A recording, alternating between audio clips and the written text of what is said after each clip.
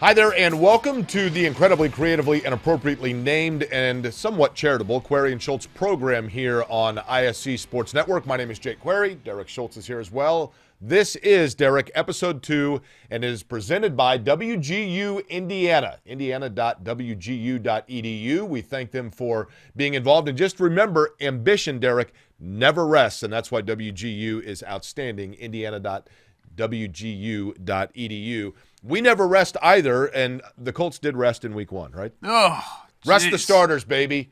What happened yesterday? Sorry, I shouldn't say yesterday. I should say Sunday. Derek. My fault. So here's right off the bat. Here's the thing, just so people know. So we've done a radio show together for nearly 10 years, okay? We get laid off. The rest of the world stops. We get a wonderful opportunity here at ISC Sports Network, and we come in, and they say, here's what we're going to do. We'll tape each week. We'll run it at different time slots on ISC and on multiple platforms, but it's going to be taped, so make sure that everything from a date standpoint is a little bit ambiguous so that it matches what people are when they're seeing it, right? So what happens, but we get 45 seconds into show number 2, and Derek right after that, well, yesterday. Come on, man. I'm T.Y. Hilton. I dropped the ball. I mean, are you a professional here or what? I'm sorry. I dropped the ball. I shouldn't have said yesterday. It is a cute shirt you're wearing. And very stylish. Thank you. And I noticed that you have adjusted your seat because in episode number 1, they did a couple of things here for us. Let me thank Greg Rakestraw and the great folks at ISC because they got us directional microphones, which can pick us up from anywhere because a lot of people couldn't hear you because you were so low. Not your volume, but just where you were sitting. This is all inaccurate. So we got you a booster seat. No, that's and here you are. You got your Garanimals shirt. This is the same chair that I had last week. The difference is that the chair was sinking. It was a little bit off kilter, so they had to come in. They had maintenance come in here at ISC Sports Network and fix this for me. You know, Jake, as you know, we have a very large contingent of female listeners. Yeah, we have 9 female listeners. And some know because I've referred to this on Twitter. I've done a lot of chest workouts in the last 8 months. Oh, really? And they wanted to see the pecs. They want to get the whole package, Jake. That's part of the reason that we're on television now. Is because AM radio, it's old, it's stupid, right?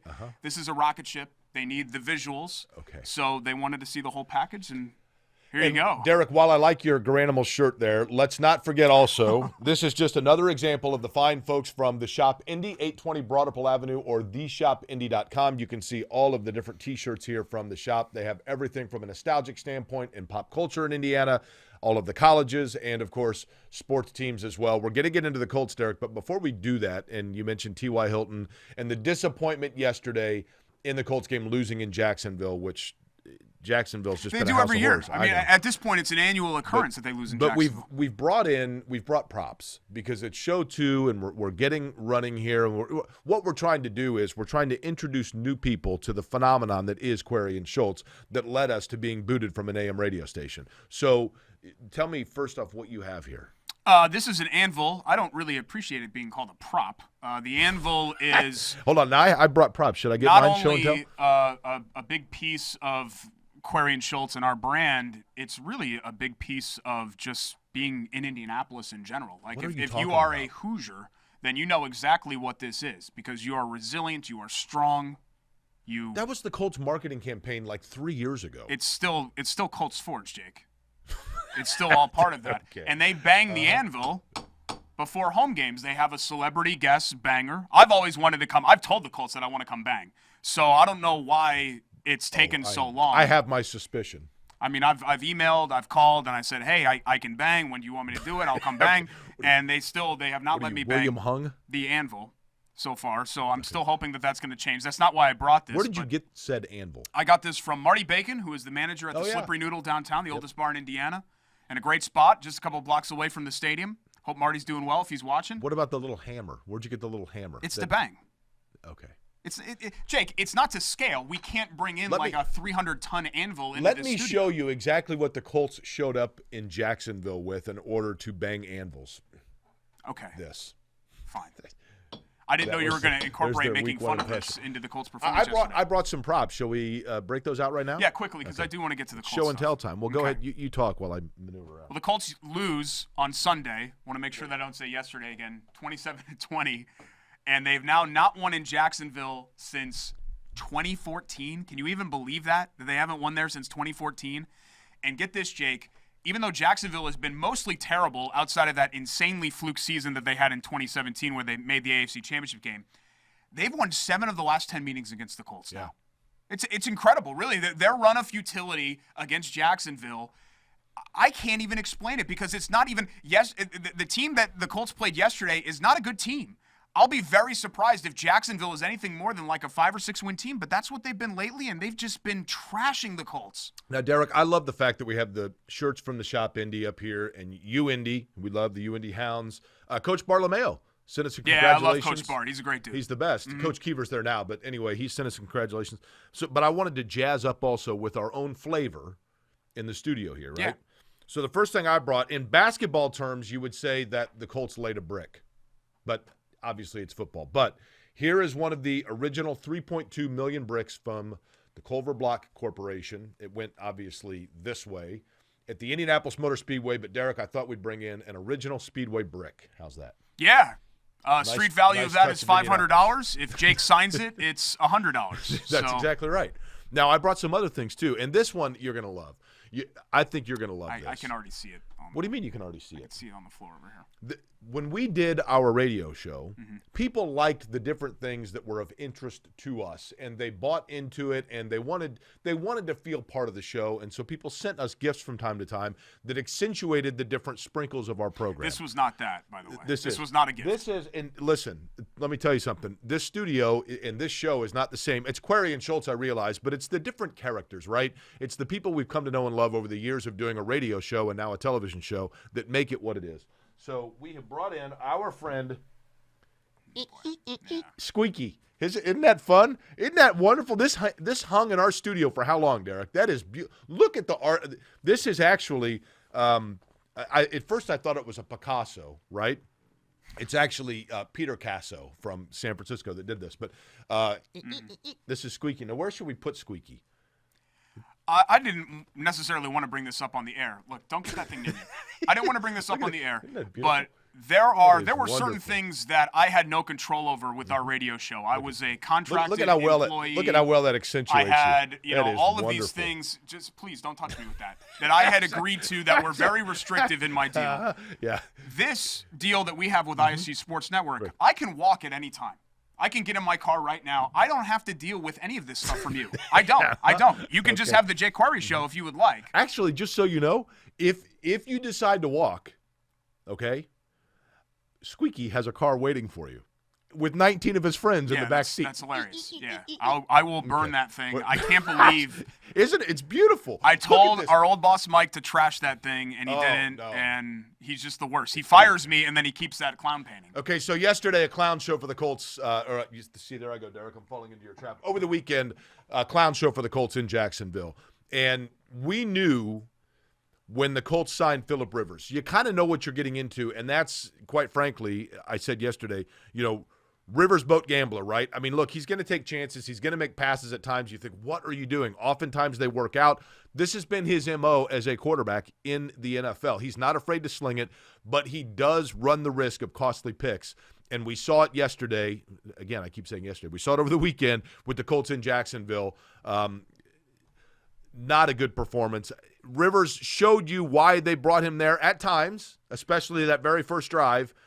But there's a lot to be concerned about, but it's just week one. See, I almost hate leading with Rivers because, yes, of course he's the story. He's the new quarterback. The quarterback is always the story.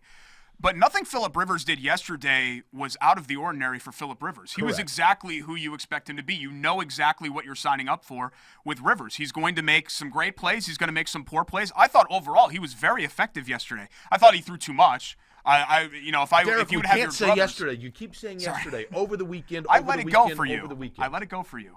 46 times is a lot. That's the difference between 46 times is a lot for him to throw. I don't think that's a great formula for the Colts winning, but I thought they moved the ball well throwing. To me, the storyline yesterday was not Rivers. The storyline yesterday was this new Colts revamped defense. Oh, my God, their front seven is so amazing.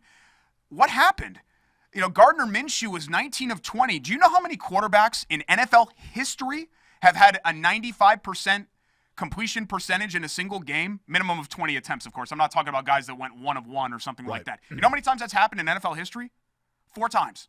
And twice it's happened to the Colts in fewer than 6 games. Drew Brees did it to them last December, and now Minshew does it to them over the weekend. See, I wanted to make sure that I got that right. That's very good. Part of it is maybe it's not even necessarily personnel for the Colts, but their defense, it's way scheme. That they're playing, yes, their scheme is so soft in the middle. What are they doing here? Yeah, they're letting. How long have we waited for a pass rush? You know, I actually thought the pass rush yesterday was okay. They got home. What do they have? 4 sacks. It's not yesterday, Derek. It's over the weekend. Okay, enough with that. I'm not even pointing it out for you. I thought the pass rush was actually fairly decent yesterday. What I don't like is that they're playing off, and they just don't. They just let everything happen in front of them. And I just think that that's a poor way for them schematically to prepare for this. And Matt Eberflus and this scheme. The secondary struggled yesterday, and we know that the secondary has major issues. Xavier Rhodes. Over the weekend, Eric. Xavier Rhodes might be washed. There's many things you can say. I mean, I'm not convinced that he is any good. He was terrible last year. So that's great that he made Pro Bowls and stuff like that like 5 years ago. Wonderful. But we saw what happened. You know, Andre Johnson made Pro Bowls 5 years before he got here. That doesn't necessarily mean anything. You know, Malik Hooker had a blown coverage on a touchdown. Rock Yassin didn't necessarily, who's a breakout candidate for everybody, didn't necessarily play. I thought the whole secondary yesterday was a disaster. But I just don't think that necessarily this scheme is doing them a lot of favors. You want to highlight your defensive line, right? And you want to say that, okay, this is the strength of the team. Okay, be aggressive then. Like, let's push up. Don't allow everything to happen like that. Did you eat, when you were a kid and the ice cream truck would come around, did you eat the push-ups? I think there were Flintstones push-up pops when I was a kid. In the late 80s and early 90s, yeah. I think they had Barney Rubble and Fred Flintstone on them. Orange flavor, right? The push-ups? Is that your favorite? I think I liked red. I'm surprised. You know who often you would see driving around on the ice cream trucks with the push-ups? Okay, yeah. Squeaky. That's great. Do you have anything to add to the game from yesterday? I actually yesterday was calling an IndyCar event. So I saw, I went back and looked over the Colts. I said yesterday again, Derek, you got to say this weekend. The Colts and Jaguars, the defense I read mostly, and then I watched the highlights of Minshew. To your point, picking them apart. The thing that concerns me is from a defensive standpoint, you can't – and look, it's week 1. It's overreaction week in the NFL, right? I mean, how much do we really know about teams with no preseason and camp diminished and, and everything else? You can't overreact too much. But the one thing you also can't do typically is completely redo your scheme on the fly in the middle of the season. So they've got to somehow figure out, it starts with pass rush, and we've been waiting to see that forever from the Colts. I'm not saying it was non-existent in Jacksonville, but you've got to get pressure on a quarterback, and then everything goes from there. But they've got such a soft zone the way they're running defensively. I don't know that you reinvent the wheel at this point, but they've got to get better defensively. The other thing offensively, obviously, is Marlon Mack. If he's out for the year, how big does that now become that Chris Ballard went out and got himself a running back in the draft? Yeah, for sure. And I think you can, if there's one, of course you would rather have Marlon Mack, but if there's one area, and we still don't know, we're still awaiting the results of the Achilles, chances are by the time that you see this, I think we can you're going to know. He's going to miss significant Let's time. assume that Marlon Mack's 2020 season is already over, and if that's the case, Jake, there's a real strong chance that his career as a Colt is over. Correct. That we've seen the last of Marlon Mack in a Colts uniform. But if you could pick one area where you could take an injury and survive it, running back was the one on the entire depth chart probably. Because you still have Taylor, you still have Hines, and don't forget about Jordan Wilkins, who's been in this system for, 3-4 years, however long it's been now. Nyheim Hines, and for that matter, Taylor as well, the one thing they can do well, and I think the Colts will really rely on this as the year goes on, is catch balls out of the backfield. I mean, Yeah, they have like 17 catches or something yesterday from running backs? Now Rivers is also still getting to know his targets. He was very open about the fact that there was one play where he knew he missed Jack Doyle on what could have been a touchdown pass. Those are things that simply take time. And as veteran as Phillip Rivers is, the reality is, Derek, that you have to have – that's what preseason is for in timing and receivers. I don't think – and it's unfair in Indianapolis for everything to be equated to Peyton Manning. I understand that. He's not walking through that door anytime soon, right? But the one thing about Peyton Manning that we know is that part of what made him so great was the nonstop work with Reggie Wayne, Marvin Harrison, whoever it was in the offseason, getting together for private workouts, getting timing, and just knowing instinctively what the other one's doing. Like with the two of us, I think one of the things that's really held us back is we've never really gotten to know the other's tendencies. I never know when you're going to stop talking. I never know when I need to jump in to save you. I can feel the water rising, and I never know when you need me to throw the life preserver because I'm throwing it and you never take it.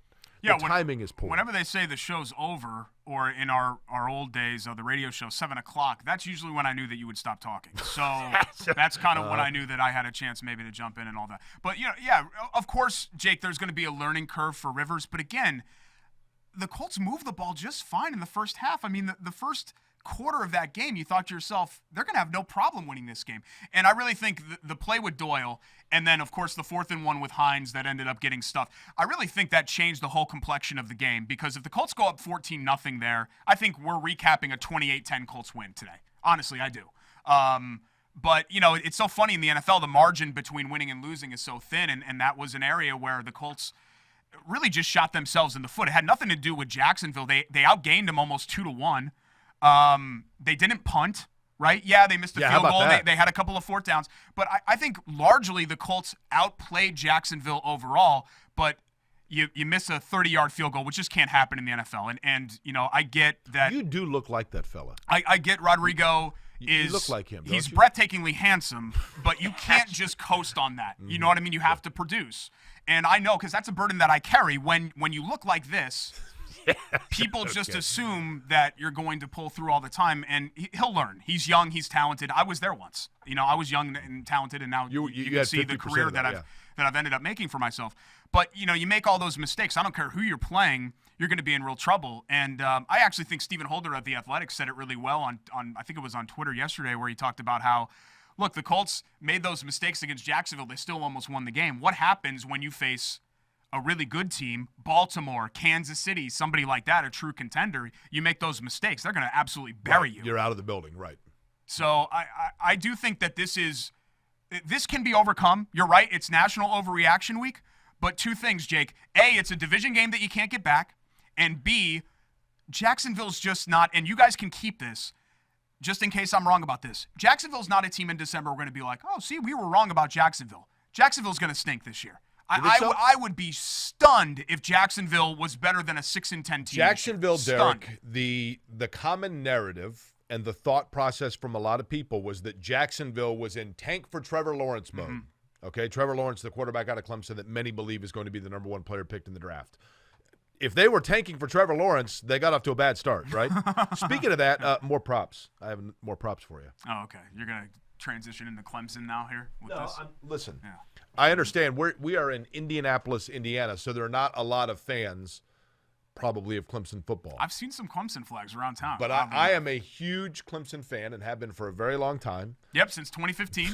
not so hard. 5 years. Season ticket holder 2013 or 14. Drove 650 miles to watch him play at NC State one year. Walked in, they were down 27-3 3 minutes into the game. That was a bit rough. I questioned my 650-mile drive.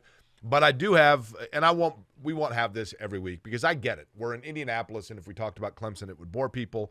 But I'm just going to put this right there. Okay. I don't think anybody. There we go. Look at how wonderful. Isn't that they do have great helmets, don't they? They do. Maybe we'll get some Big Ten helmets here if indeed the Big Ten ends up. Do you want to know one fun fact? Still awaiting that vote again. Time sensitive. Here's one fun fact. If you ever look at the Clemson logo, they have the paw print has a blemish.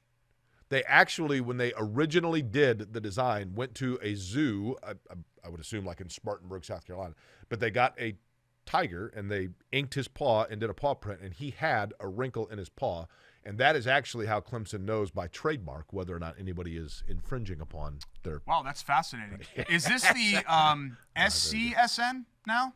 What's that? South Carolina Sports Network, or are we still? Is this still ISC Sports Network? It's SCSN, Derek. Okay. No, I just wanted to kidding. make sure. Or ACC, I should say. ACCSN. I was in the right place because I swear that I'm in Indiana right now. I didn't drive that far. You got into, and we'll get into this later, and again, there are going to be a ton of peaks and valleys with this discussion. But for all intent and purposes, if reports are accurate, it seems as though the Big Ten will be starting in mid-October. The presidents are going to vote on that. Sometime this week, we will probably have some cement or finality on that. But it's going to be interesting because from a national standpoint, Ohio State certainly is the one team that, I think is as good as anybody. But all of a sudden, January rolls around, they've played, 5 games?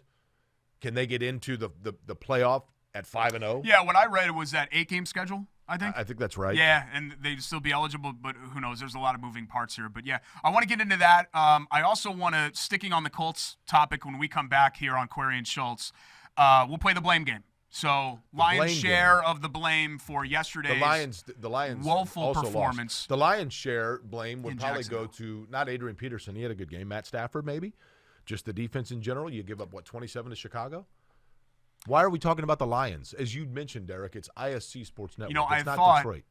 Over the last couple of days that bringing this show back was a mistake, and you're proving me right. Okay. So far, here, what are we, 10 minutes into the second show? Well, you can reinvent your career, and if you'd like to do so, all you have to do is go to indiana.wgu.edu, right, and find out the career that's best for you, because that ambition never rests, and you can go online and get yourself a new career. Whatever keeps me away from you, I will sign up to do. We've got more coming up.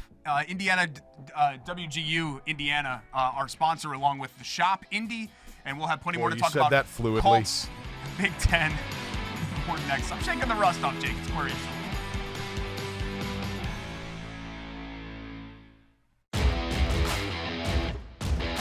Runs out of a tackle. Hamilton will score. Touchdown, Greyhound. They're going to say it's a touchdown. 77 yards. Keeper, touchdown. Diving grab. One-handed grab on the sideline. Oh, my goodness. What a catch. Falls out. Boom, right there. Ball game over. What a way to start the season.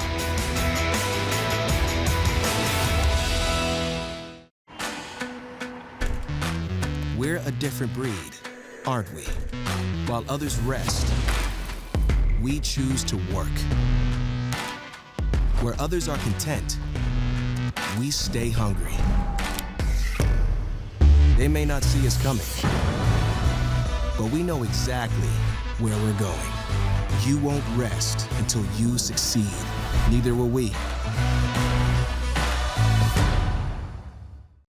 The drive, the take, fouled, and it goes! Lobbing it to the back of the end zone. They're going to say it's a touchdown. Left foot gets through. Goal for Vargas.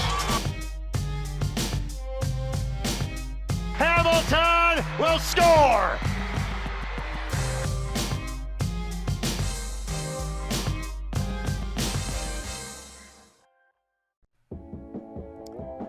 Welcome back to Query and Schultz. Hang on, Derek. Presented I'm by queuing up WGU sound. Indiana. Oh, boy. Since 2010, more than 10,000 Hoosier lives have been changed. With a degree from WGU Indiana, the state's affordable, accredited online university, WGU Indiana believes that talent is universal, but opportunity is not. And in honor of its 10th anniversary, WGU Indiana will create more pathways between talent and opportunity with a 10th anniversary scholarship. How about this, Jake? The online university will award 10 Gs, $10,000 in scholarship money to 10 newly enrolled students. To apply and learn more, hit up indiana.wgu.edu. Derek, over the years we have done, and everybody always wondered where it came from. I can't divulge all my secrets, but we have the breaking news sounder, right? So here we go. This is really... Jake, I really wish you wouldn't play audio from your phone. This is a professional operation here. Do we have a way to cue that in? Because if we did, we'd do it that way. Just do it verbally. Bum, bum, bum, bum, bum, bum, bum, bum, bum. There you go. Breaking news sounder. Thank you. That's the breaking news sounder. Marlon Mack, it appears, did suffer a torn Achilles against Jacksonville that would end the season for the Colts running back. Unfortunately, not a huge surprise after the injury yesterday. And it is a position, Derek, for now, where the Colts have some depth. But again, it's also a position where you've got to account for guys getting nicked up and banged up over the course of the year. So maybe you have to dip into the reserves there. But again, we talked about it earlier. This shows the importance of the Colts going out and getting themselves a running back in the draft last year. And you knew with Marlon Mack being towards the end of that contract that was a possibility anyway, that you were going to have to start sort of slide somebody in. But There's no doubt about Marlon Mack's talent, but it's not going to be on the field this year. Yeah, you feel for him because I think this was an opportunity in a contract year for him to have a big year. He had a great year last year, and it could have been more if he hadn't been nicked up. I mean, we did the joke on the show, 15 hundo for Marlon Mack, and he was right there. Joke. Had he would have played 16 games. You said last year you said repeatedly. It was a joke. No, I did. You did. I did because you stood by it the entire year. 1,500 for Marlon Mack, No, said Derek. 1,500 for 15 Marlon Mack. hundo. I'm Derek Schultz. Marlon Mack, 1,500 hundo. yard running back. And he would have done it had he played 16 full games. He would have done it. Okay. I would have had a See, 4. this is what you do. You're wrong. I would have retired in 3 years if we still had a job. And then, maybe if I just make fun of Schultz enough on the show, people won't realize that I'm wrong. At the end of the day, you were wrong. I was right about that. That was a prediction that was dead on. What do you end up if with? he would have played 16 games. But I mean, what do you have, 12 hundo, 11 hundo, something like that? Kidding aside, I gotta look it up. to predict for any running back what the numbers are going to be, that shows the rarity in a running back going out and playing, Derek, for 64 healthy quarters in the National Football League. No, that's the reality. for sure. He played 14 games. He had 12 starts last year, and he ended up with just under 11 hundo. So, like I said, he was right there. It was going to happen. But now you wonder, is this it for Marlon Mack as a Colt? Because you've got Jonathan Taylor on his rookie deal. You still have Hines and Wilkins on their rookie deals. The problem for running backs is that in 2020, a lot of them don't get to their second contract, even when they're good players. And Marlon Mack certainly is a good player. I think durability is something that you worry about, too, because this has been a constant thing for him, things popping up. What did you think in week 1 of the NFL? What did you think of player demonstrations, which I know has been a hot button issue, and a lot of people, probably right now when they hear that, if we're going to talk about that, and I totally understand and respect why people might be exhausted by it, but there's been a lot of buzz about it. Frank Reich taking the knee while the rest of the team was linked arm in arm. Your thoughts? I like that Reich did that to show his team that he cared about their causes, and that he was on the same page as them, and also to deflect the pressure from his team from having to do it themselves. So I do like that Frank Reich took it upon himself to do that. I'll be honest with you, Jake. I didn't really notice. I did notice that there was a trend of, I guess it was the visiting teams were staying in the locker room and the home teams were coming out and protesting. Obviously, that was the flip side in Jacksonville because Jacksonville didn't come out for the anthem. And obviously the Colts did. I didn't really notice it that much, and I think it's because we knew that this was coming, and there are still people out there that feel like this is all going to go away and this is going to last like a couple of weeks and then we'll be on to the next thing. I might be wrong here. This isn't going away. Well, I think this you mean is the going demonstrations? to be. Yes, I think that anytime something like this pops up, and you hate for it to keep popping up, but obviously the George Floyd thing a couple of months ago or any one of these incidents pop up, it just kind of reignites that flame. Let me say this, Derek, and I don't want to dwell on it just so people know we're not going to sit here for the next 20 minutes and talk about this, so simply bear with us, right? With Frank Reich taking the knee, I think you made a very good point there. I like what you said. It deflects from his team, the pressure of his team, right? But I think the other thing it does is in leadership sometimes it's a matter of saying, as your leader, I want to stand up and represent you and let your concerns or voice be heard. And that's what he's doing, right? Is he's saying, I have players that feel that their community, their family, their friends are hurting, so I want people to know that I am going to stand, or weird phrase there, in this case, kneel for that concern. But I want to say this, Derek, and we talked about this a lot, okay? But I think it needs to be repeated.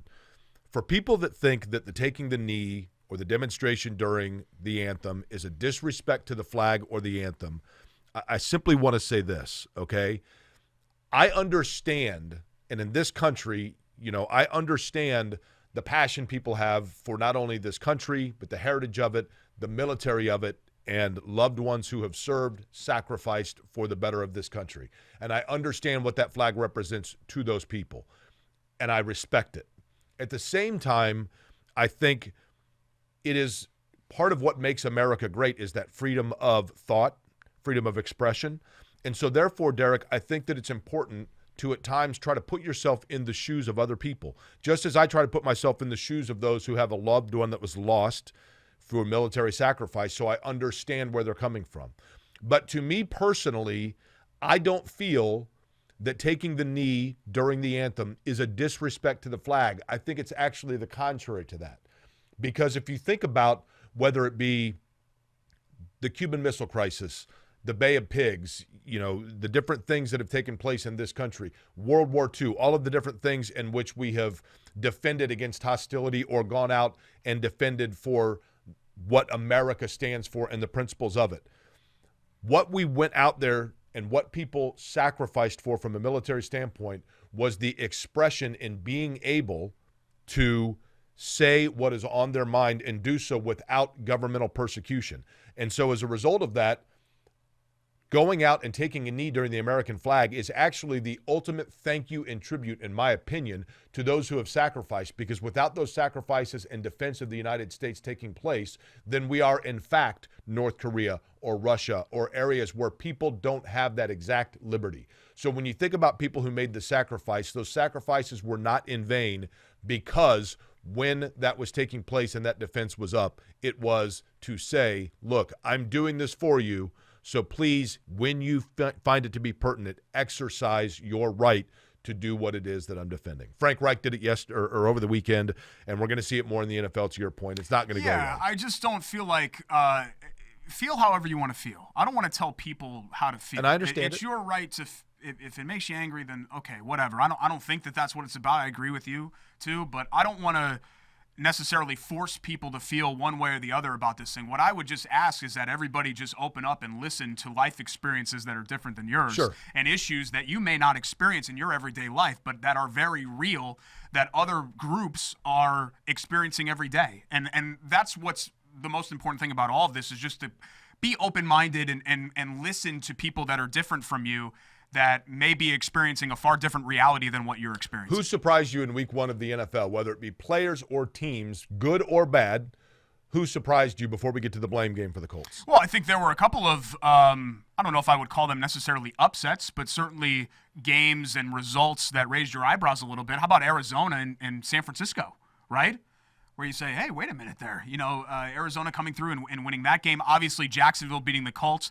I wasn't as surprised about Tampa Bay yesterday. I think that these teams that do this, the offseason champions very rarely end up being great teams. And Tampa added all these pieces, and Brady, and oh my God, this offense, and Gronk. And they've got an uphill climb, I think, in front of them. When I look at Tampa Bay, I see a 9-7 kind of team. I do think that they'll find a way to sneak into the playoffs, but I don't see a true contender there.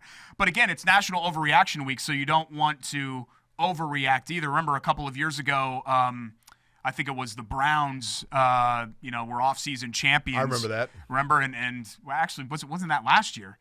And they got boat raced by Tennessee. Every year. With the Colts, Browns, right? The Colts a couple of years ago started 0-2, and we were ready, and 1-5, and we were ready to write them off. And they ended up rebounding and having a great second half of the season. I always go back to when you think about the first quarter of the NFL season. The year after Tampa Bay won the Super Bowl, and their defense was lights out, and they started out, I think, 4-0. Oh, they had a Monday Night Football game against Philly where they just killed them. Right, and the Colts go down there for Monday Night Football, and I'll never forget my buddy Paul Chiodo. I'm like, look, Tampa Bay, these guys, they're going to go like 14-2. They may go 16-0. And Chiodo's like, Jake, it's 4 weeks. Relax, calm down. But they won the Super Bowl, and they've got Warren Sapp, and they got Derek Brooks, and they got John Lynch, and look at how good their defense is. And Jake, relax. Colts go down there, the Monday Night Miracle we know, and their season completely unraveled, Derek. I covered the Rams after they won the Super Bowl. They started out 6-0. They were scoring a gabillion points. Kurt Warner breaks his finger in Kansas City. They start out 6-0. They then went 3-7, the remaining, and they go in and get beat in the wild card round by New Orleans. Yeah, they got beat by New Orleans. Aaron Brooks. Aaron Brooks, yeah. Wow. So much can happen over the course of a season. That's why it's important to not necessarily completely push the panic button on the Colts, because they went down and lost in Jacksonville, as bad as Jacksonville is thought to be. But if you were going to look at it and say that, the blame falls where? If I had to blame one area, it's the defense just wasn't close to good enough for them to win yesterday. I thought Phillip Rivers was decent enough for them to win. Yeah, he made 2 interceptions, but overall, I think you know exactly what you're signing up for Rivers. The defense just didn't play winning football.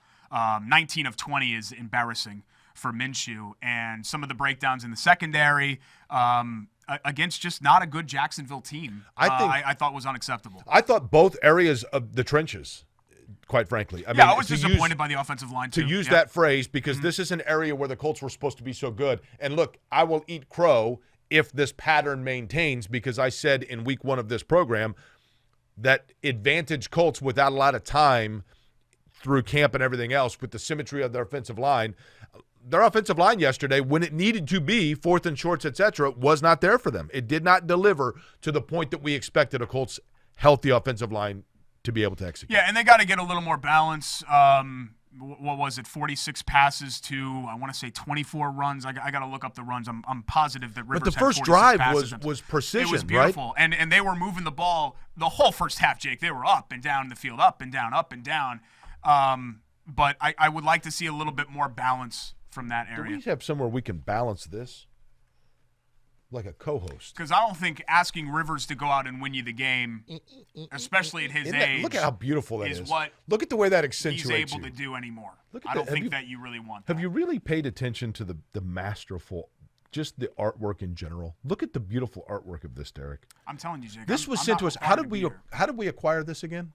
I'm not going to answer any of your questions about the painting. If you want to talk about the Colts, if you want to talk football, then we can do that. The painting was sent to us, if I'm not mistaken, completely anonymously, right? And somebody might have sacrificed. I'm going to go on one of those TV shows, Antiques Roadshow or something, and bring this. And you and I, well, not you. I'm going to retire based on this bad boy. I'm telling you, I thought it was a Picasso, but it's Peter Casso. Another thing that hurts the Colts is that, and again, it's so hard to make these predictions right now because we just don't know. We think we know about these teams, but we just don't know. But when you look on paper with where we sit today, this was supposed to be a very soft opening for the Colts. Jacksonville, Cleveland, Chicago, the Jets, Cincinnati. But Derek, the risk is there. One of these games, Jake, and look at the middle of the season. The risk of 0-2 is there for them. Oh, yeah. And you look at the middle of the season. Green Bay, Tennessee, at Houston, at Vegas, Houston again, at Pittsburgh. That's going to be a really Baltimore coming up in week 9. That's going to be a really tough slog for them in the second half of the year. But so much can happen. You just don't know between injuries, team rhythm, adjustments. You have no idea. Think about. But I think you know that you can't afford to punt games against a team like Jacksonville. Understood. Right? Understood. But what I'm saying is when you look at it and say, well, they've got to go and they got to play the Raiders and they've got to play, Baltimore. Every team is an injury or two away from all of a sudden. A lot of people forget that year that the Colts, what was it? You had the 9-win train. What was it you called it? Oh, the Colts 7-2 train actually ended up being the 8-1 train. Yeah. But another area where I was basically right, kind of like Marlon Mack. You guys will notice this if you're new to the show. You'll notice that there's a trend there. During that time, one of the things I think that was overlooked, taking nothing away from the Colts and what they were able to do in that 7-2 stretch, but everything fell their way in terms of their opponents' healths. It was a bad run of guys. Rest. I mean, every single possible thing that could come into play went into play. They didn't play a starting quarterback, a week 1 starting quarterback for like 5 straight weeks or whatever it was. So there's just so much that can go into it. They played Derek Anderson in one of those games. They lost to Cody Kessler 6-0 in Jacksonville in 4 hours of my life that I'll never get back. But yeah, that ultimately was a great stretch. But again, it points out, the Colts were 4 hours of your life that you'll never get back. That's actually exactly what I used to say every single day at 7 o'clock. The Colts. That actually cuts me pretty deep. The Colts started 1-5 that year, Jake. Remember they got just destroyed. Sam Darnold picked them apart in New York when they were playing the Jets, and you thought, okay, well, the season's a wrap. And then they go on this stretch. That's an extreme example. If the Colts start 1-5 this year, repeating that is going to be very, very difficult. But I don't want to write them off. I just think that what Sunday did was, I think it put things into perspective for the people that thought that this was automatically going to be a contender because, hey, look, on paper, Phillip Rivers, DeForest Buckner, this team looks great on paper. Yeah, who cares? On paper is different from on the field. Did you listen much to Casey and the Sunshine Band? Yeah, I did. ABBA? Yeah. Celebrate good times. No, that's Come Cool on. in the Gang. That's Cool in the Gang. No, Casey and the It's a Sunshine Band is celebration. I want to put on my boogie shoes. No, I don't know and that. Boogie with you. I don't think I know The that. only reason I ask is because you're wearing – have you seen the movie Blow with Johnny Depp? No, I don't think I have seen that Okay. one. Yeah. Well, 70s theme. You're wearing a very disco shirt today. Like, you need to get down. Derek, I think you took things wrong The Shop Indy. 820 Broad Ripple Avenue, theshopindy.com. Clay Terrace, they have a store. They have wonderful shirts of Indianapolis nostalgia, Indiana nostalgia, like this one, which is like a mini marathon themed shirt, or Burger Chef, I&D. I mean, you can see the line here of the different shirts they have. Roslyn Bakery. I know it's spelled Roseland, but everyone in Indianapolis said Roslyn. Busch Stadium. So retro-themed shirts is kind of the theme of the show, but you went out and got a 70s disco shirt. I'll tell you, in my defense. And is that a small? I actually talked, it's a medium. I actually talked to Brian and Alex beforehand, and what we were worried about, Jake, if you really want me to air this out, since you're going to be all accusatory, I wasn't planning to share this. What we worried about is that if I wore one of these shirts, which hugs me quite well. I mean, the shop shirts, okay, besides being really comfortable, it hugs me in all the right places. They were worried that it was going to make you look a little flabby and out of shape if I wore those shirts, yeah. Okay. Because you can't really see, because I'm being blocked by the Colts thing, but like, you know, when you lift the arm up, I mean, it's and this is all in HD, you know, this, you know, I don't want to make you look bad because you're kind of old, you know what I mean? Like, we almost didn't do this show at all because I had all these solo chances and you didn't, and I felt kind of bad. And like I said last week, I got the tearful phone call, and that's why we're here. So okay. I want to cater to you, not only a colleague of mine for many years, but a best friend. You got a booster seat, so that's good. So that elevates your profile a little bit. I'm trying. I mean, I'm trying not to show you up here, but if this is what we're going to do. See, now you're breaking the set. Mm-hmm. John Andretti, racer. Okay. Wonderful. Come back on the show. Way, a wonderful guy, John Andretti. We will transition out of the Colts and into the Big Ten. John Orovitz' new book. We love Oreo. To have a vote to see if Big Ten football is going to happen in 2020. Player in Indiana history. We'll discuss that. We will give our thoughts opening week for Notre Dame and college football in general next on Query and Schultz, presented by WGU Indiana on ISC Sports. Look at how shredded I am, Derek.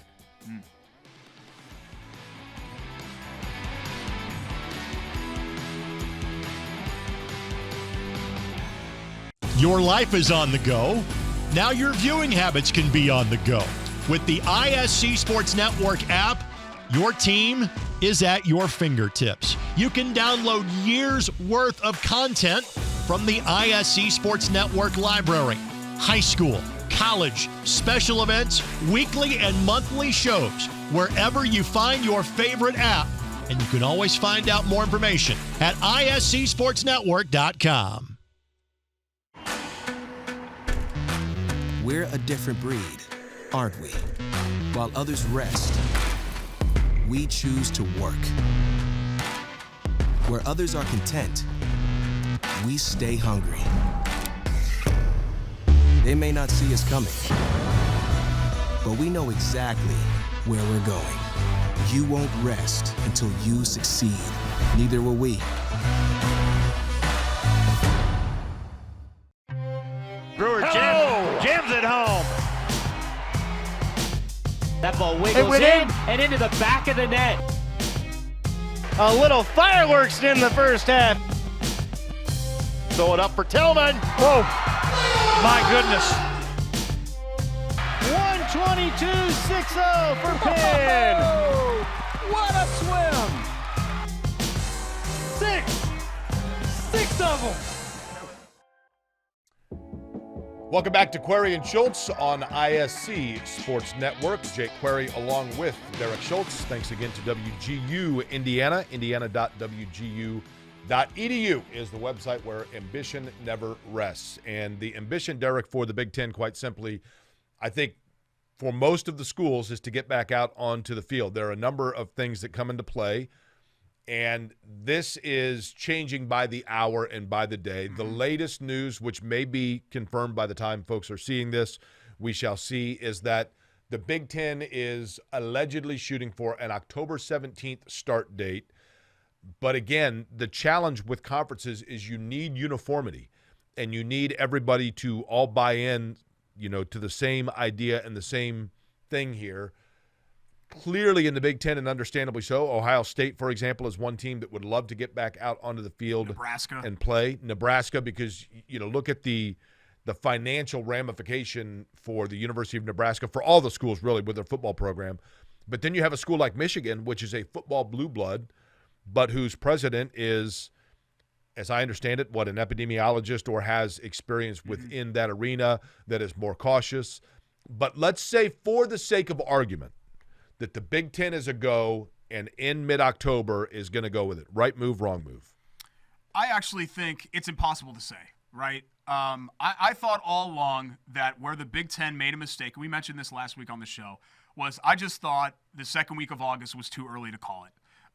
Even if you didn't think anything was going to change, I think you at least have to give the perception to your fans and your alums that we're trying to do everything we can to have a season. And when you just threw in the towel, August, whatever it was, 10th, 11th, I don't remember the exact date, while the SEC and ACC and Big 12 soldiered on, I think it sent the wrong message. And perception-wise, that's the reason why the Big Ten is getting dragged. So, Jake, I have no idea. This might be a total disaster, but Notre Dame played on Saturday. Arkansas State played. I can totally understand Ohio State and Purdue and Nebraska being like, hey, wait a minute. Why not us? Why can't we play? I think you can always decide to cancel it, right? You can always decide to bag it at the end. I've kind of wavered on this because originally, 2 months ago, I thought, okay, there's no way a season's going to happen. But really what ended up happening here, I'm 100% convinced of this, is that the Big Ten was arrogant enough to think that if they called it, everybody else was going to follow suit.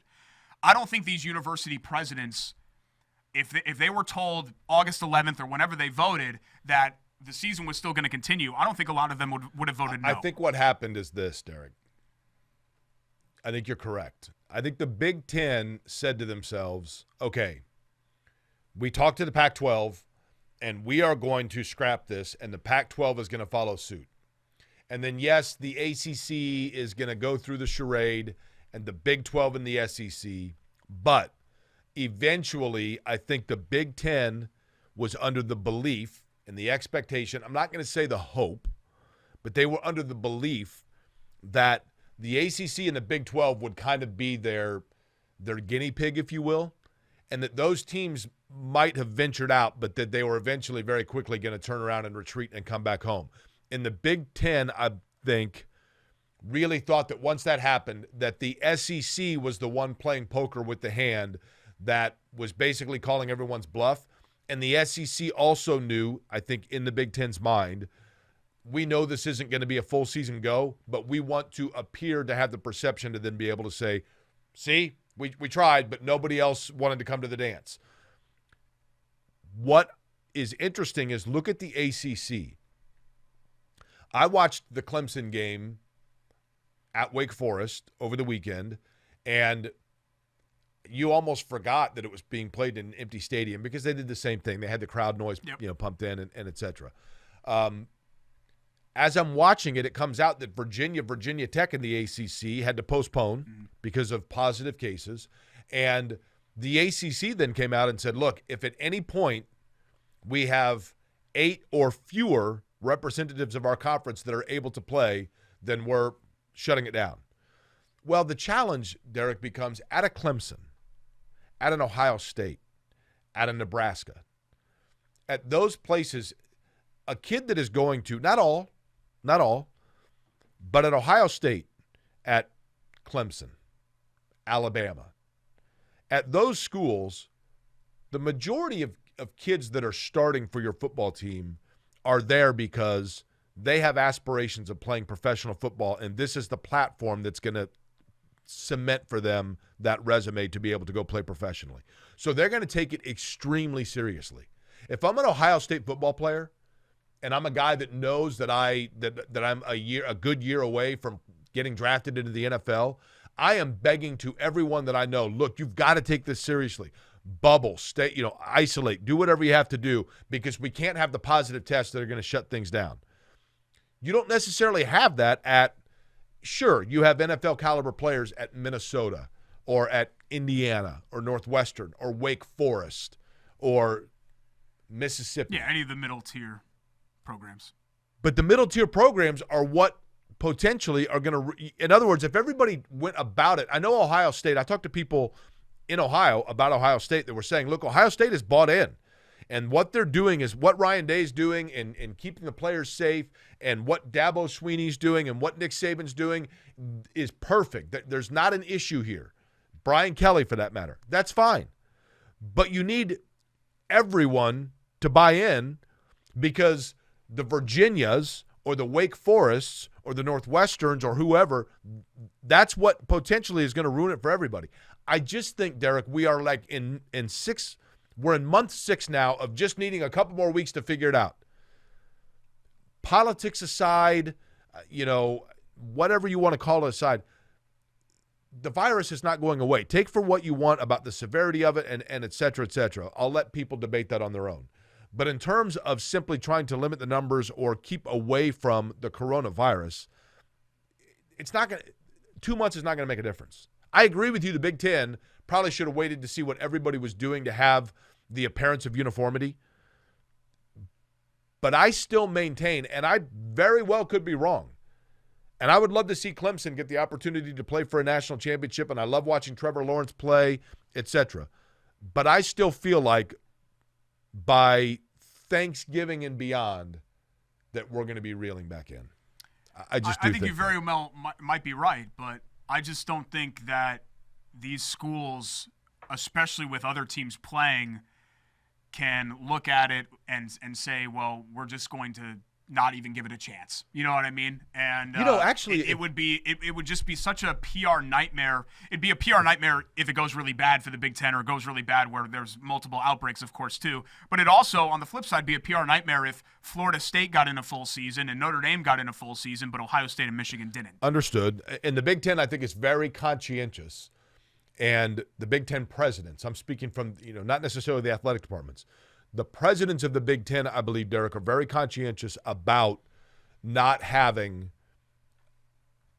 quite frankly, a fatality on their watch. I mean, that's what they're worried about. It only takes one for everything to go awry. Now, if Indiana plays, and again, this would all be in empty stadiums without fans, if you were to get into one of those games, this would be another opportunity for you to be the only one running out on the field post-game. That'd be fun, right? Indiana's become a pretty good program since I left there in the Jerry DiNardo era. But you ran on the field, right? I did, yep. They beat Wisconsin in 2002, which, if I'm not mistaken, is their last win over Wisconsin. Really? We should ask the resident fact-checker, Greg Rakestraw, if that's the case. But I'm pretty sure Indiana won at Camp Randall in 2001. Was that when LeVron Williams had like 340 yards? Yes, but the next year, so Antoine Randall and LeVron Williams move on because they were both seniors on that 01 team. The next year, Jabron Hamden, who had a cup of coffee with a couple of teams in the NFL as a backup, the Redskins, the Bills, was their quarterback. Was their quarterback, and they had a big second-half comeback against Wisconsin and won. And so I'm a sophomore at IU, and back in those days, they didn't have the enclosed stadium. They just had the dual stands. You go down the hill, right? And you go to the chain link fence. Yep. Because Indiana invested like $25 into their football program at that time. And I'm down at the chain link fence, and I'm thinking to myself, there are dozens of us behind me. We're all going to run on the field. This is going to be amazing. Now, was there any – what year were you? I was a sophomore. Were you 21? No. Okay. So there was no – Was there a follow-up question to that? Well, no, there was no liquid courage in this. There was no – bad thought process. I'm not gonna. I'm not gonna talk about. Like, I did whatever I did. Did I slam a couple of mics hard to get some energy beforehand? Okay. I might have. Zima's? Might have done that. Zima no, Zima was out by then. Zima was out of the rotation by 2002. So you're sitting there and you're counting down the clock. How many people are at the game? Oh, God, I don't know. Between 300 and 400 probably. Right, okay. So, was it one of those, this was what time of year? There were more people than that. Was it one of those October games where it's like 55 and raining? Yeah, it was the dark? First week in October, I want to say. Okay. It might have been their Big Ten opener. It was very early in the season. And they blew them out, you said, or this was a close game? Wisconsin was up, I don't remember, 14, 17 points or something like that, and Indiana had a huge comeback and won. Okay. Yeah. So you're there and you're waiting and the clock's ticking down and you are pumped, right? Yep. And so then, did you hop the fence or did they open the fence for you? I hopped the fence. I'm very athletic, as you guys can see on TV. And I was at that time as well. So I hopped the fence, no problem. Okay. And I'm running onto the field, and I'm thinking there's a whole wave of people. So you're Frank the Tank at this point. You're running, streaking. Yeah, there's a whole wave of people running on the field. Were you clothed? No, I had clothes Were you wearing on. a disco shirt like you're wearing now? No, I was wearing, I think, a hoodie, probably. That's basically what I wore every year from 2001 through 2005. Right. And I run onto the field. And I look behind me, and basically no one else is coming. There were 3 other people. One guy got caught in the fence. Oh, really? So, yeah, Okay, he was that's ripping his shirt, and then he ended up coming on the field shirtless. So it was me and 2 other people and shirtless guy. Right, okay. And I'm suddenly at midfield, and at that point, you've reached the point of no return, right? There's no going back to the chain law link fence. enforcement aware at this point? Security is running on as well, but Hamden's right there. Were they wearing the little red vest, the security? I think Like they were they wearing wore to yellow, City Hall? kind of like at IMS. Oh, well, yeah, you don't want to mess with them. And Hamden's got the game ball like this in the crook of his arm, and I just go up, and I'm not a very tall, I don't know if you guys can tell on TV, even though I'm a muscular figure, I'm not a very tall person. And I go up to Hamden, who's like 6'4", and I hit him on the shoulder pads, and I say something like "good game" or something like that, and then immediately were you leaping? It was, "Sir, were you leaping? Get off the field now." I don't even think they said "sir." I was a 20-year-old kid. They probably said, "Get the F out right now." Was it security or Hamden that said that to you? No, Hamden was cool with it. We high-fived the whole deal. Yeah, I said I've got 4 left in this 6er of Mike's Heart. If you want to come by a party at my place, we got people over. It's right across the street, 19th and Lincoln and IU. Okay, yeah. And so then security. Why'd you bring up this story? Security ushered you out? You brought up this story. We were talking about It's one of your finest Big Ten moments. issues and all that. It's one of your finest moments. Yeah, so I had to go. I didn't get arrested or anything. I had to go off the field, though, immediately. And so I just hopped the chain link fence and literally walked home. I mean, I lived 2 blocks from the football stadium, which is great because you go and get all sauced up at home, and then you just walk over in the third quarter. The ushers left, and you didn't even have to buy tickets. One thing I noticed about this story that's peculiar to me, at no point during any of it did you mention where your group of friends were. Before or after? They were cheering me on, and I thought that they were going to go over the fence. And then I realized they were that cheering you on. They're not sure going they over the fence. Yeah. Okay. Yeah, they did not come over the fence. Okay. Shirtless guy was not. I don't know who that was. If you're watching the show and you were shirtless guy, 2002 Week 4 against Wisconsin, Derek at QuarrieandSchultz.com. Please email us, and you can come on the show. Okay. Hopefully with a shirt on. We have emails for the show? I do. Okay. It's $6 a month, so I didn't want to waste it on you. Yeah, well, that's nice of you. Got to be tight budgetary-wise. What are we doing next? We're going to come back and wrap up the show, Bite or Bull Bleep. And also, I do want to touch on Chauncey Billups and the ongoing Pacers head coaching search. Can I just throw in one thing about the wildly popular and not surprisingly unsponsored Bite or Bull Schultz? Without saying any names, I did happen to listen to another program last week, and they were anxiously like, this is a new thing we're doing. It's going to be awesome. Buy it or sell it. And I thought, come on. Who's setting policy here, Derek? It's us, right? We're setting the trends. You heard somebody else do this on a show? Yes. In this market? You never trademarked it, did you? Oh, I did. What do you think I was doing for the last 8 months? Buy it or bullshit. I was trademarking all of our assets. Like the anvil. I'll have to talk to my lawyer about that. Let me see. I'll text Josh during the break. But we'll come back and wrap up Corey and Schultz. You text your presented lawyer? by WGU Indiana on ISC Sports Network next.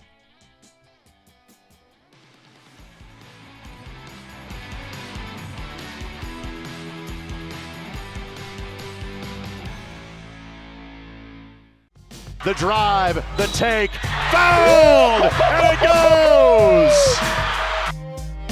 Lobbing it to the back of the end zone. They're going to say it's a touchdown. That ball It wiggles went in in. and into the back of the net. To the house. A defensive lineman touchdown to make it 34-0 in favor of UIndy. Touchdown, Greyhounds.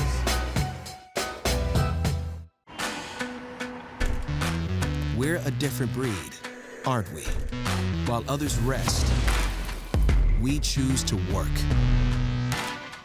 Where others are content, we stay hungry. They may not see us coming, but we know exactly where we're going. You won't rest until you succeed. Neither will we. Runs out of a tackle. Hamilton will score. Touchdown, Greyhounds. They're going to say it's a touchdown. 77 Diving yards. grab. One-handed grab on the sideline. Oh, my goodness. Throw it up for Tillman. Whoa. My goodness. 122-6-0 for Penn. What a swim. Six of them. Wrapping up episode 2 of Query and Schultz here on ISC Sports Network. It's brought to you by our friends at The Shop Indy. The Shop has been bringing sports and hometown apparel to the Indy area since 2011.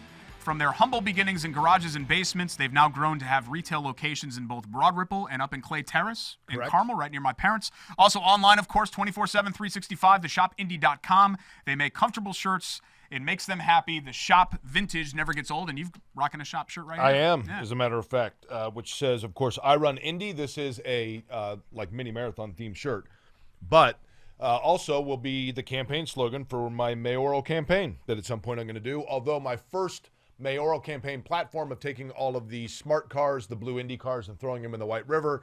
That's been taken care of. Yeah, they're apparently somewhere like in Lafayette Square or something now. By the way, the Shop Indy, want to thank them, Derek, because over the course of the break there, they just made a phone call, and lo and behold, they are now the probably not so proud sponsors of Buy It or Bull Schultz. Oh, wow. Yeah. So you don't get to make fun of, I guess, not having a sponsor anymore, do you? Well, it's the wildly popular and now surprisingly sponsored by the Shop Indy, theshopindy.com, Buy It or Bull Schultz. You guys see this? We're like 2 episodes into this relaunch, and Jake's been wrong like 17 times already on the show. I'm not the one that keeps referencing yesterday. I mean, who's keeping track of that? Okay. Let's get to Chauncey Billups here real quick before we get to Buy It or Bull Bleep, because I do want to, keep everyone abreast of the Colts, the Pacers head coaching situation. There was a report from Adrian Wojnarowski of ESPN this week that Chauncey Billups was going to be interested in the Pacers job if that came about. Here's the new trend in the NBA over the last 5 or 6 years seems to be, hey, let's just hire whatever point guard played for 500 years, even though they don't have any coaching experience, and let's throw them in there. Remember, it happened with, I think, Jason Kidd, Derek Fisher, a lot of guys, Steve Nash now with Brooklyn, Right. even though no coaching experience. They just go ahead and decide to hire them. And Billups is a guy who's very well respected, who played for a long time, borderline Hall of Famer. Personally, I don't think of him as one, but I get that there's going to be a Very push good player. there. What do you think about Billups potentially being the guy for the blue and gold? I think NBA head coaches, again, Derek, I'm going to say it for the 100th time. NBA head coaches to me are like a rental car lot. When you walk out there, the 6 elite class right up front, and you see them, and you think, whoa, look at that car, look at that car. And then after that, a sea of interchangeable, sufficient, but not groundbreaking cars. We don't know which Chauncey Billups would be at this point. I understand, and all of these things in sports are oftentimes cyclical and then replicated in terms of whatever coach you have, that, suddenly then everybody's going after that because that's the latest hot coach. And whatever it may be. Maybe Steve Kerr has changed, a former player that was a good player, not an elite player, but wow, he's a player's coach. As of the time in which we are recording this, the Pacers have not yet made a decision on their head coach. We know that Mike D'Antoni is available. We know that Billy Donovan, who I mentioned last week as somebody that I thought the Pacers were going to take a long, hard look at and could potentially be a candidate, is going to be available, although Donovan has other suitors as well. D'Antoni theoretically will. D'Antoni has a link peripherally within the Pacers' decision-making. But D'Antoni, you know what you're getting. And to your point, Derek, you're talking $5 to $7 million a year. I don't know that the Pacers go that route. Becky Hammond will be mentioned again, I believe. Atkinson from Brooklyn. And then a wide net of assistant coaches. I'd be just fine with Billups. Among those names, Billups is as much a flyer as, with D'Antoni, you know what you're getting. But is that really, all of a sudden now you're going all offensive as opposed to all defensive before?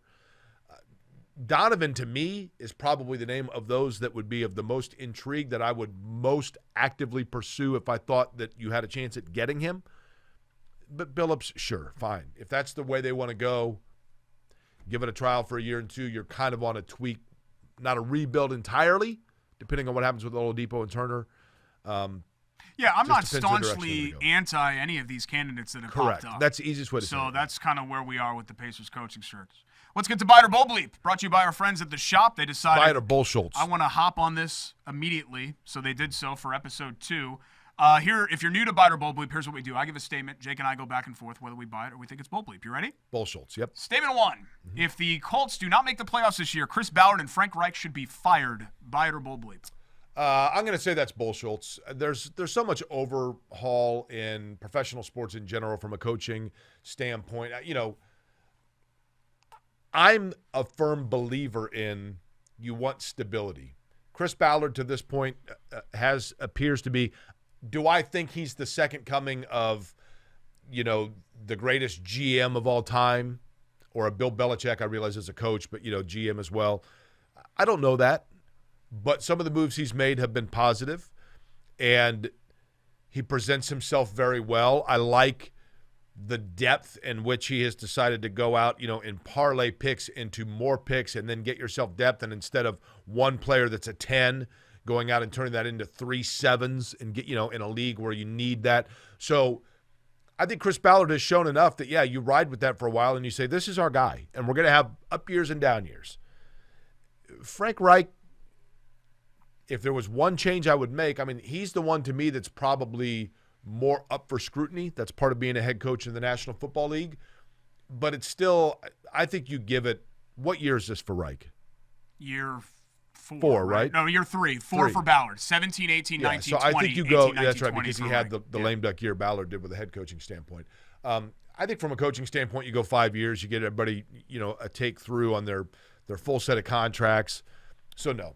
If it's a disappointing year, it's a disappointing year. Not to mention, Derek, I just feel like, and maybe I'm alone here, but this year for all sports just kind of feels like whatever your team does is gravy. I hear right? you, but honestly, the Colts have not made the playoffs in 4 out of the last 5 years. They haven't won a playoff game since 2014. My patience has run out, and I think a lot of Colts fans feel that same way, that, look, it's put up or shut up time. Let's go. Before there was always let's go, there right? was always a built-in excuse. Oh, Andrew Luck is hurt. Oh, Jacoby Brissett got thrown into the fire. There's no excuses now. You dumped $25 million in Phillip Rivers' lap. You made the big deal for Buckner as well.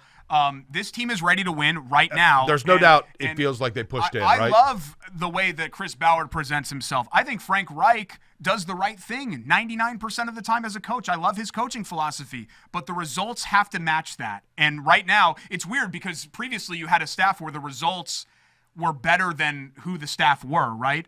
The Colts won more games than they should have with Pagano, who wasn't a great head coach, and Grigson, who wasn't a great GM. And now it feels like they're winning fewer games than they should with a guy who we think is a capable general manager and who we think is a capable head coach.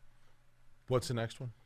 You're the one that's supposed to be on this, Derek. Statement 2, the Big Ten has damaged its brand by their handling of this situation. No, I think it's bull, Schultz. Look, first off, we don't know exactly what's going to happen. By the time January rolls around, a lot of it probably is going to be like, yeah, they looked foolish getting a late start, but here we are. And either they're going to look like prophets because everybody else is going to slide back to where they are, or they're going to be playing catch up and they're going to be probably back in the mix. Does it hurt them from a financial standpoint that they've sacrificed? Of course, but that's the case with everybody. In the end, the Big Ten is a major brand. Temporarily, sure. Long-term, nah. I don't know about long-term. I do think temporarily. I'm going to buy it because I do think that they've damaged their brand because I think people will remember this, that they handled it this way. And I feel a little bit. It could hurt them in recruiting. I feel a little bit for Warren because it's really not his fault. It's the university presidents that voted no, and he has to do what they say. And we'll see, if you're watching this now, they may have already had the revote at this point, and you may already know. But, yeah, I do think that it's caused them I some think damage. October 17th they're going to be playing football. Me too. And I felt that the last couple of weeks, I felt that all along. But does that mean December 17th they're going to be playing? I don't know about that. No, I don't think anybody knows. I don't know if the ACC is going to be playing. You know what I mean? Correct. As we get into this thing. Last statement. You spend a lot of time down here. Mass Ave should be closed to traffic permanently. Buy it or bull bleep? Boy, that's a tough one. I would actually, in this case, Derek, I would defer to the merchants of Mass Ave. Look, I love downtown Indianapolis, and, Broad Ripple Avenue is in the same situation. It took some getting used to figure out the thoroughfares to get around. But if the businesses of Mass Ave feel that it's in the best interest for them to be able to have cars going through, which originally they were totally opposed to having it blocked off, and then suddenly it was, hey, wait a minute, this is actually kind of nice. We kind of like it. I rather liked it. Going down there, we went down a couple of times to have dinner, and I liked being able to walk around and kind of that festival feel to it. Broad Ripple Avenue is a more major thoroughfare because in terms of running east-west, you have Kessler and then, it's between a little more College necessary. It is. Between Massive. College and Keystone, you've got to get pretty circuitous to get east to west. But, in Mass Ave, I kind of liked it. I kind of liked the way it was downtown and just having that street where you can walk around and go in between the restaurants and do so without having to wait for traffic to cross the street and everything else. So Yeah, I'll say I'll buy it. Yeah, I buy it too. And I'm not deferring to the business owners. I don't defer to anybody. This is Query and Schultz. Okay. So this is our show. And You know who you defer to. Tell you Squeaky. who I call it with, buy it or bull bleep. See, you have to Don't smile, worry about don't what you? other people You have to have to smile. think. It's a beautiful painting. Isn't that a wonderful piece of art? Just smiling because I can't believe You know, I'm here last to stop October, from crying. just about a year ago, actually, I got to, in person, at the Louvre, see the Mona Lisa.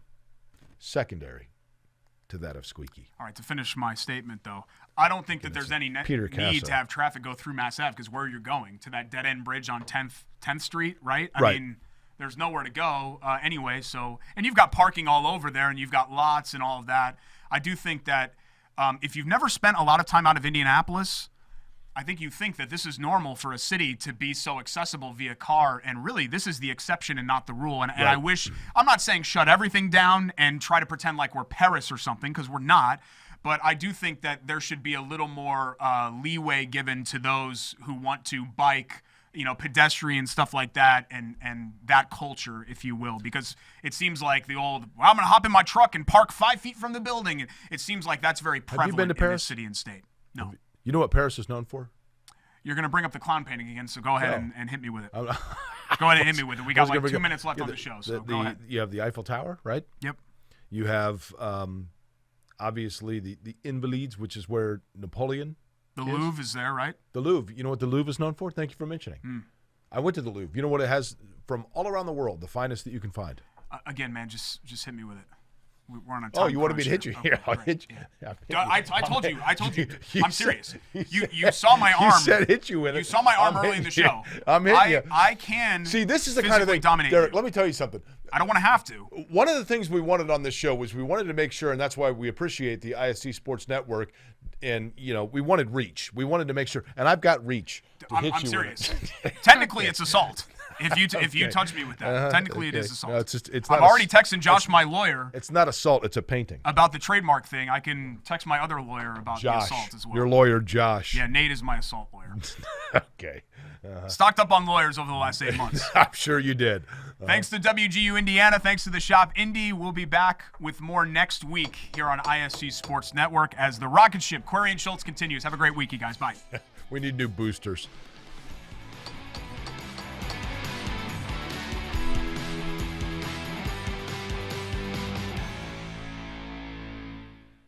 Your life is on the go. Now your viewing habits can be on the go. With the ISC Sports Network app, your team is at your fingertips. You can download years' worth of content from the ISC Sports Network library. High school, college, special events, weekly and monthly shows, wherever you find your favorite app. And you can always find out more information at iscsportsnetwork.com.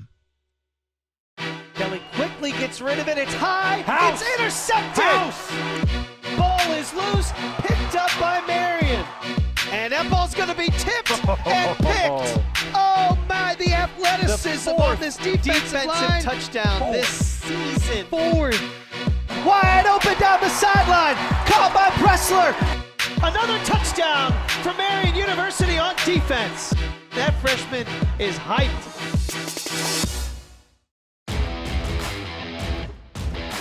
Runs out of a tackle. Hamilton will score. Touchdown, Greyhound. They're going to say it's a touchdown. 77 yards. Keeper, touchdown. Diving grab. One-handed grab on the sideline. Oh, my goodness. What a catch. Ball's out. Boom, right there. Ball game over. What a way to start the season.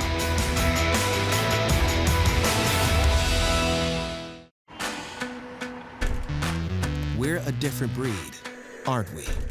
While others rest, we choose to work. Where others are content, we stay hungry. They may not see us coming, but we know exactly where we're going. You won't rest until you succeed. Neither will we.